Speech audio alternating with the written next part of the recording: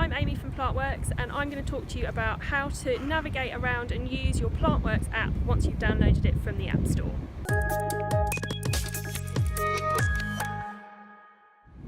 So when you log onto your phone and log into your app, the first time that you open the app, it will give you some helpful instructions about the different elements of the app.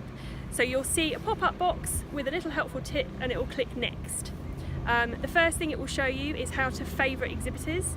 This will then save them into an agenda so that you can navigate your way around the site and make sure you tick off all of those exhibitors that you want to see.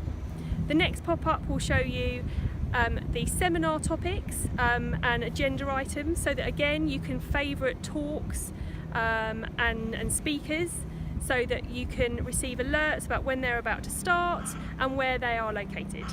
The third thing that you'll see is that along the bottom of the app there are some useful icons so that you can find a quick link to the map, to the exhibitor listing, and to the main menu. So within the main menu there's some more details in the FAQ section.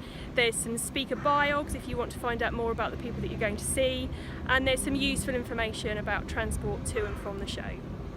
So we hope you download it today, and we'll see you when the show starts.